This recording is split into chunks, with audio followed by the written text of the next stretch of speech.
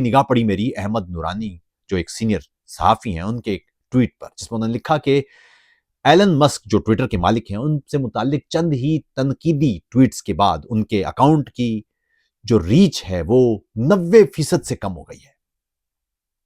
Alan مسک ان دنوں Donald Trump کے ساتھ ہیں۔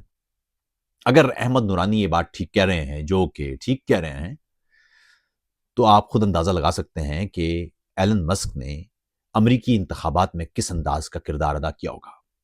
یعنی آپ خود سوچئے کہ سوشل میڈیا پلیٹ فارم، اتنا بڑا سوشل میڈیا پلیٹ فارم جس پر کروڑوں لوگ جس کے ممبر ہوں، ملینز آف فالوورز اور ملینز آف سبسکرائبرز، ایسا ایک پلیٹ فارم ہو اور اس کا مالک خود ایک پارٹی بن جائے۔ وہ باقاعدہ ٹرمپ کے ساتھ پارٹی بن کے انہوں نے کام کیا ہے اور اب وہ ٹرمپ کی کابینہ میں بھی ہیں۔ تو سب سے پہلے تو دیکھتے ہیں کہ اس سے جو سوشل میڈیا ہے اس سے جمہوریت پر کتنے اثرات پڑ رہے ہیں، اور پھر یہ بھی دیکھنا ہوگا کہ جو اجتماعی دانش کا ایک کانسیپٹ ہے نا جمہوریت میں، کہ جمہوریت میں ہم یہ طے کرتے ہیں کہ کوئی فرد کتنا بھی ذہین اور فطین کیوں نہ ہو جائے لیکن اس کی ذہن، اس کی فہم وہ اجتماعی فہم کے مقابلے میں کچھ بھی نہیں ہوتی۔ ایک شخص بہت ذہین ہو سکتا ہے، آئنسٹائن ہی کیوں نہ ہو جائے، لیکن آئنسٹائن کی فکر بھی جو اجتماعی فکر ہوگی انسان کی اس کے مقابلے میں کچھ نہیں ہے۔ یہ بنیاد ہے جمہوریت کی۔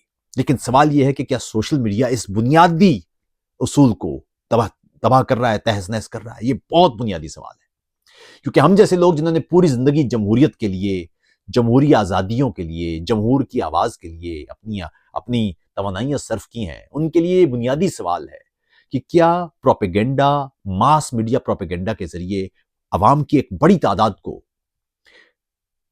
ان کے رائے کو تبدیل کیا جا سکتا ہے؟ عوام کی ایک بڑی تعداد کو متاثر کیا جا سکتا ہے؟ کیا تاریخ میں ایسی مثالیں ملتی ہیں؟ یہ بڑا عام سوال ہے اور اس کو ابھی میں تفصیل سے اس کو جانچوں گا، اور آپ سے گزارش ہے کہ آپ سکون سے اسے سنیں کیونکہ یہ اہم بات ہے۔ اس میں بہت تاریخی حوالے ہیں اور خاص طور پر میں جس ملک جرمنی میں رہتا ہوں، پروپیگنڈا کے حوالے سے اس ملک کا ایک تاریخی کردار رہا ہے نازی دور میں، اس پر بھی بات کریں گے۔ لیکن سب سے پہلے یہاں اس وقت جو ہیومن اٹینشن سپین ہے وہ سیکنڈز میں آ گیا ہے۔ اب لمبی تفصیلی گفتگو کوئی نہیں سنتا۔ اس ویڈیو میں بھی یہ کتنے لوگ ہوں گے جو اسے پورا سنیں گے؟ چند ہوں گے جو چند سیکنڈ سنیں گے۔ میں عموماً جب دیکھتا ہوں تو وہ چند سیکنڈ کی لوگوں نے ویڈیو دیکھی ہوتی ہے، یعنی ایوریج ٹائم چند سیکنڈ ہوتا ہے۔ اس کا مطلب ہے کہ کوئی شخص کوئی چیز دیکھتا ہے اور پھر آگے بڑھ جاتا ہے۔ اس کا مطلب ہے کہ ہم نے اب جو چیزیں ہیں ان کو لمحوں میں دیکھا ہوا ہے، لمحوں میں سمیٹا ہوا ہے۔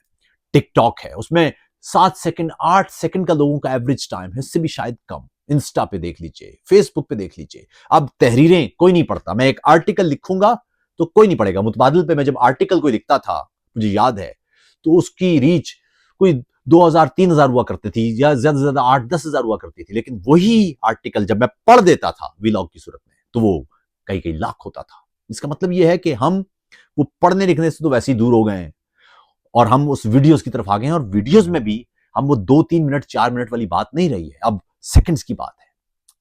ایسے میں آپ اس سیکنڈز میں کس حد تک انسان کو آپ متاثر کر سکتے ہیں؟ نوم چومسکی کی کتاب ہے مینوفیکچرنگ کنسنٹ، اور اس میں وہ لکھتے ہیں کہ انسان کے جو کنسنٹ ہے نا اس کو بھی تبدیل کیا جا سکتا ہے۔ کس طرح سے میڈیا کنٹرول کیا جاتا ہے، کس انداز سے انسانوں کے خلاف پروپیگنڈا کا ٹول استعمال کیا جاتا ہے۔ آپ کو پتا ہے جب ریڈیو آیا تھا تو نیو یارک میں غالباً ایک جعلی خبر چلائی گئی تھی اور اس میں کہا گیا تھا کہ ایلینز نے انسانوں پر حملہ کر دیا، اور اس کا نتیجہ یہ ہوا تھا کہ بھگدڑ مچ گئی تھی ہر طرف، کئی لوگ مر گئے تھے۔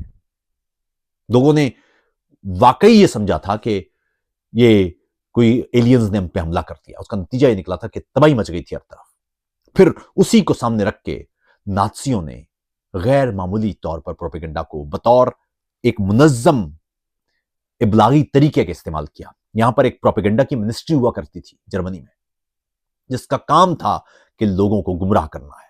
کیا آپ جانتے ہیں کہ 1930 کی دہائی میں جب ہٹلر وہ چانسلر بنے اور اس کے بعد انہوں نے باقاعدہ طور پر مختلف افراد جو نان جرمنز تھے، خاص طور پر یہودی، ان کے خلاف ایک بھرپور پروپیگنڈا شروع کیا، اور نتیجہ یہ نکلا کہ یہاں اس ملک میں ریاستی سرپرستی میں لاکھوں لوگوں کو مار دیا گیا، معذوروں کو مار دیا گیا، ہر وہ شخص جو کارخانے کی بھٹی کا ایندھن نہیں بن سکتا تھا اس کو کارخانے کی بھٹی کے اندر پھینک دیا گیا، جو مزدوری نہیں کر سکتا تھا اسے ریاست پر بوجھ سمجھ کے ختم کر دیا گیا، ایسے بچے مار دیے گئے جو لگا کے مستقبل میں کام نہیں آ سکیں گے۔ یہاں پر ہٹلر نے جو ہٹلر کے ایک سانچہ تھا اس کو ہٹلر یوگنڈ کہتے تھے، یعنی ہٹلر یوتھ، اس کا کام ہوتا تھا کہ وہ اپنے گھروں کی مخبری کر دیتے تھے۔ اگر گھر میں کسی نے کوئی یہودی چھپایا ہوا ہو یا کوئی نان جرمن چھپایا ہوا ہو تو وہ جا کے بار بتا دیتے تھے کہ میرے ماں باپ نے ہٹلر کے خلاف بات کی ہے یا کسی کو چھپایا ہے۔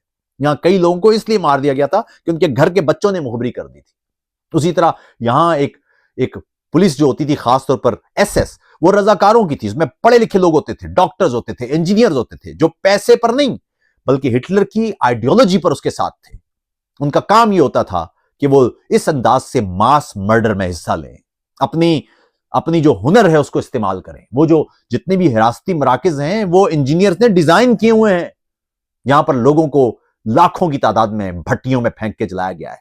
اس میں وہ جو انجینئرز ہیں، وہ ڈاکٹرز ہیں، انہوں نے ہٹلر کی مدد کی ہوئی ہے اس قتل میں۔ اس کا مطلب یہ ہے کہ پوری قوم جس میں خاص طور پر پڑھے لکھے لوگ تھے وہ سب سے زیادہ متاثر تھے۔ تو ایسا کیوں تھا؟ ایسا اس لیے تھا کہ کیا ہٹلر کوئی ٹھیک آدمی تھا؟ نہیں۔ ایسا اس لیے تھا کہ کیا وہ اس کی آئیڈیالوجی ٹھیک تھی؟ نہیں۔ ایسا اس لیے تھا کہ کیا وہ لوگ واقعی میں اس آئیڈیالوجی کو درست مانتے تھے؟ ہاں، لیکن وہ اس آئیڈیالوجی کو درست کیوں مانتے تھے؟ کیونکہ پروپیگنڈا تھا۔ ریاست نے مسلسل پروپیگنڈا کر کے ایک غیر معمولی قسم کا بیانیہ بنا دیا تھا، اور ابھی تو ہٹلر کوئی 15 سال کے اندر چلا گیا۔ آپ امیجن کیجئے کہ وہ ہٹلر یہاں 30-35 سال رہتا اور 1 یا 2 نسلیں اس کے سامنے پیدا ہو جاتی تو پھر کیا ہوتا؟ یعنی اگر 1 یا 2 نسلیں اس کے سامنے پیدا ہوتی اور اس کے پروپیگنڈا سے بڑی ہوتی تو پھر کیا ہوتا؟ کیونکہ پروپیگنڈا کا سپین آپ جتنا بڑھائیں گے اتنا زیادہ اس کا اثر بھی بڑھے گا۔ آپ یہ دیکھیے کہ سوشل میڈیا کو آئے ہوئے ابھی کوئی 10-12 سال ہی ہوئے ہیں۔ 2010-2011 کی بات ہے کہ سوشل میڈیا باقاعدہ طور پر رائج ہونا شروع ہوا ہے۔ 2008-9 میں فیس بک سامنے آیا تھا اور اس کے بعد پھر دیگر۔ لیکن آپ یہ دیکھیے کہ 10-12 سال 13 سال میں دنیا کو تبدیل کر کے رکھ دیا ہے۔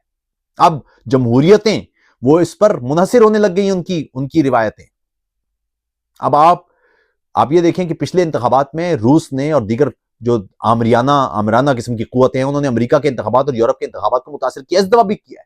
باقاعدہ طور پر جعلی پوسٹیں بنائی جاتی ہیں اور پھر بڑی تعداد میں ریاستی سرپرستی میں ان کو اس انداز سے ٹویٹ کیا جاتا ہے اور اس پر کمنٹ کیے جاتے ہیں کہ وہ ایک الگوریتمز کو اٹھا لیتے ہیں اور پھیلا دیتے ہیں، لاکھوں لوگوں تک پہنچا دیتے ہیں۔ اور ایسی کوئی بھی گفتگو آپ نے بھی دیکھا ہوگا کہ آپ واقعی کسی موضوع پر گفتگو کرنا چاہتے ہیں تو آپ کا اکاؤنٹ ایک لمحے میں سکیڑ دیا جاتا ہے۔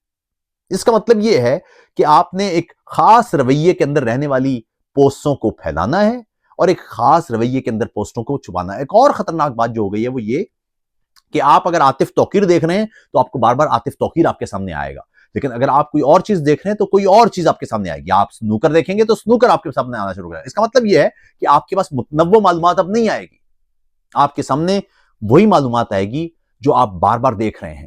آپ کوئی جنسی چیز دیکھیں گے تو جنسی چیزیں آپ کے سامنے آنے لگ جائیں گی۔ آپ کوئی چڑیا گھر دیکھیں گے تو چڑیا گھر کی چیزیں آپ کے سامنے آ جائیں گی۔ آپ کسی دوست سے بات چیت کریں گے تو اس میں اگر آپ کوئی چیز ڈسکس کر رہے ہوں گے تو وہی چیز آپ کے سامنے آنے لگ جائے گی۔ اس انداز کی اے آئی اور الگوریتم چل رہے ہیں۔ اس کا مطلب کیا ہے؟ اس کا مطلب ہے کہ آپ پر بھرپور اثر کیا جا سکتا ہے۔ آپ کیا چاہتے ہیں، آپ کیا سوچتے ہیں، یہ سب اب مشینوں کو پتہ چلتا جا رہا ہے۔ اس کا مطلب یہ ہے کہ جس انداز سے ٹویٹر کا استعمال کر کے ایلن مسک نے پروپیگنڈا کیا ہوگا، کس انداز سے اس نے ڈیموکریٹس جتنے بھی ہوں گے، مخالفین ہوں گے، ان کی رپورٹوں کو دبا دیا ہوگا، اور جو ریپبلکنز ہوں گے اور ٹرمپ کے حامی ہوں گے ان کی رپورٹوں کو پھیلایا ہوگا، یہ تو سامنے ہے۔ کیونکہ اب اگر پلیٹ فارم یا پلیٹ فارم کا مالک خود پارٹی ہو تو پھر آپ کیا کچھ کر سکتے ہیں۔ اس کا مطلب یہ کہ مستقبل میں جمہوریتوں کے فیصلے آپ نہیں کر رہے ہوں گے، بلکہ یہ جو اوپر بیٹھے ہوئے پلیٹ فارمز کے مالک ہیں یہ کر رہے ہوں گے۔ آپ جانتے ہیں کہ ایک ایکسپیریمنٹ کیا گیا تھا فرانس میں غالباً، کہ وہاں جو مشہور ٹی وی ہے نا، یعنی جو مشہور قومی ان کا سرکاری ٹی وی ہے، اس میں شام کی جو فلم چلائی جاتی ہے خبروں کے بعد، 8 بجے کی خبروں کے بعد 8:15 پہ، یورپ بھر میں وہ پرائم ٹائم ہوتا ہے، اس میں ایک جو فریم ہوتا ہے 1 سیکنڈ، اس میں 24 فریم ہوتے ہیں۔ 1 سیکنڈ میں 24 فریم ہوتے ہیں فلم میں۔ اس 1 سیکنڈ میں ایک فریم کو نکال کے غالباً اس میں یاک شراف کی تصویر لگائی گئی تھی جو اس وقت صدر تھے۔ اور کہتے ہیں کہ اس ایک ہفتے کے بعد، ایک ہفتے تک یہ ایکسپیریمنٹ کیا گیا تھا، پورے 1 گھنٹے کی فلم میں ایک فریم چینج کیا گیا تھا. تو ان کو کئی ہزار کالز آئی تھیں کہ کیا وجہ ہے کہ آپ کی فلم آپ کے ٹی وی پر پرائم ٹائم دیکھنے کے بعد ہمیں یاک شراک خواب میں آتا ہے. ہزاروں لوگوں نے یہ کمپلین کی تھی، اور وجہ یہ تھی کہ انسانی ذہن بے انتہا تیز سپر کمپیوٹر ہے. جب آپ کے سامنے کوئی منظر جاتا ہے تو وہ منظر کو عمومی سمجھ کے وہ، حالانکہ ریکارڈنگ تو پوری ہوتی ہے، لیکن اس ریکارڈنگ کو یادداشت میں نہیں رکھا جاتا بلکہ لاشعور میں پھینک دیا جاتا ہے. لیکن اگر اس میں کوئی بھی چیز ان یوزول ہو تو پھر اس کو یادداشت میں رکھ لیا جاتا ہے. یعنی وہ فلم چلے گی تو جیسے ہی وہاں پر یاک شراک کی تصویر آئے گی، گو کہ آپ کی آنکھ نے شاید دیکھا بھی نہ ہو، کیونکہ آپ کی آنکھ تو بہت سلو دیکھتی ہے، لیکن آپ کی آنکھ کے پیچھے، اصل میں آنکھ نہیں دیکھ رہی ہوتی، آنکھ تو کیمرہ ہے، پیچھے دماغ دیکھتا ہے. اس دماغ میں جیسے ہی یاک شراک کی تصویر آئے گی تو یاک شراک سے متعلق تمام جو معلومات آپ کو ہے، آپ کے ذہن میں ہے، شعور میں ہے یا لاشعور میں، وہ سب کی سب دماغ ریکال کرے گا اور وہ ظاہر خواب بن جائے گا. اس کا مطلب ہے جو آپ نے کل خواب دیکھا ہے، کیا آپ یقین سے کہہ سکتے ہیں کہ وہ خواب بھی آپ کا تھا یا نہیں تھا؟ آپ کو پتا ہے کہ مشہور مشروبات کی کمپنیاں، میں نام نہیں لینا چاہتا، وہ فلموں کو اس لیے پیسے نہیں دیتی کہ وہ اشتہار چلائیں، بلکہ کہا جاتا ہے کہ اشتہار نہیں چلائیں، جب ہیرو وہاں سے گزرے تو پیچھے ہماری وہ جو شربت ہے اس کی کوئی مشین نظر آ جائے، ہماری شربت کا لوگو نظر آ جائے، بس اس کے پیسے ہیں. اس کا مطلب یہ کہ جو انڈائریکٹ پروپیگنڈا ہے کتنا خطرناک ہے. تو اب جبکہ سوشل میڈیا ان کے سامنے اور اوپر بیٹھے ہوئے جو لوگ ہیں ان کے ہاتھ میں ہے یہ، تو آپ کے ساتھ کیا کچھ کر سکتا ہے. اور اس کا حل کیا ہے؟ اس کا حل یہ ہے صاحب کہ آپ کو سوال کرنا پڑے گا. آپ کو سوچنا پڑے گا کہ جس بھی نظریے پر آپ ہیں، کیا واقعی اس نظریے پر ہوا جا سکتا ہے؟ کیا اس پر سوال ممکن ہے؟ کیا ایسا ہے کہ جو آپ نے آج سیکھا ہے کسی ٹک ٹاک پر، کسی فیس بک پر، کسی انسٹا کی ویڈیو پر، یا عاطف توقیر کی اس ویڈیو پر، ہو سکتا ہے کہ وہ سراسر ایک پروپیگنڈا ہو؟ اس پر سوال کریں. اس میں ممکن ہے کہ آپ کے حوالے سے صرف فقط جھوٹ اور جھوٹا کوئی محل بنا دیا گیا ہو، جھوٹا خواب دکھایا گیا ہو.